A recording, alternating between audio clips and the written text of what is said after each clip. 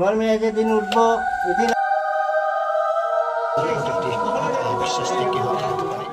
নিস্তব্ধ গভীর রাত। একটা ঘরের ভেতর মাটির নিচে 7 ফুট গভীর কবর খুঁড়ে অন্ধকারে বসে আছে এক 22 বছরের তরুণী। না, এটা কোনো হরর মুভির দৃশ্য নয়, বরং সিলেটের সুনামগঞ্জে বাস্তবেই ঘটেছে এমন ঘটনা। জানা যায়, ধর্মীয় বিশ্বাস থেকে কবর খুঁড়ে যুবতী মেয়েকে তপস্যায় রাখে পরিবার। 7 ফিট গর্তে 4 দিন থাকার পর খবরটি চাউর হলে পুলিশের শরণাপন্ন হন প্রতিবেশীরা। খবর পেয়ে ঘটনাস্থলে সুনামগঞ্জ পৌরসভার ফিরোজপুর এলাকায় যায় পুলিশ। সরেজমিনে গিয়ে ওই এলাকায় গিয়ে দেখা যায়, আধা পাকা ঘরের একটি কক্ষে গর্ত করে মোমবাতি জ্বালিয়ে দেবতা নারায়ণের ছবিতে পুষ্পাঞ্জলি দিয়ে তপস্যারত পান্নারানী চন্দ ধ্যানমগ্ন হয়ে অন্ধকার গর্তে বসে রয়েছে সে। মেয়েটির বাবা অবনীচন্দ জানান, পান্নারানীকে স্বপ্নযোগে প্রভু নারায়ণ 21 দিন সাধনার নির্দেশ দিয়েছেন।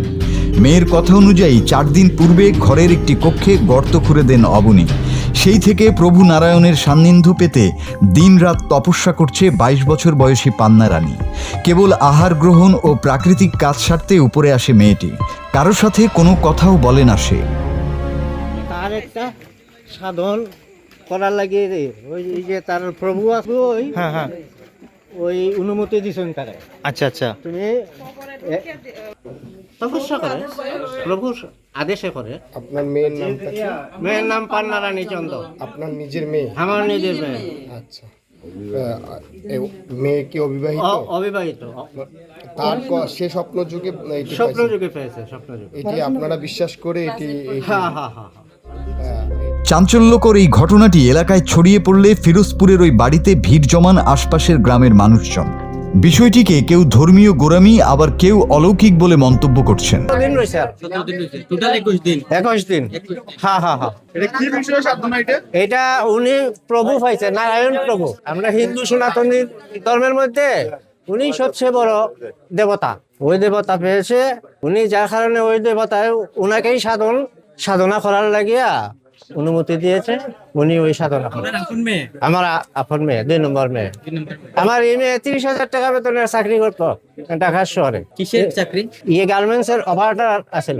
আমার ফ্যামিলি এখনো সেখানে আছে। এখান থেকে বরদান পেয়ে চলে। হ্যাঁ হ্যাঁ হ্যাঁ হ্যাঁ।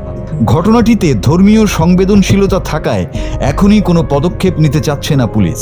তাই বিষয়টি আমলে নিয়ে সনাতনী পণ্ডিতদের শরণাপন্ন হবে পুলিশ, এমনটাই জানালেন সদর থানার ওসি রতন শেখ। আমাদের কাছে নিউজ আসলো যে মাটি খুঁড়ে একটা মেয়ে ভিতরে ধ্যান করছে, হিন্দু কমিউনিটির মেয়ে। পরবর্তীতে ওখানে যারা হিন্দু নেতৃবৃন্দ আছে তাদেরকেও সাথে নিলাম, ওখানে যারা মুসলমান আছে তাদেরকে সাথে নিলাম, যাতে ওখানে কোনো মব সৃষ্টি না হয়। পরবর্তীতে তার পিতার সাথে কথা বললাম এবং আমি ঘটনাস্থলে গেলাম।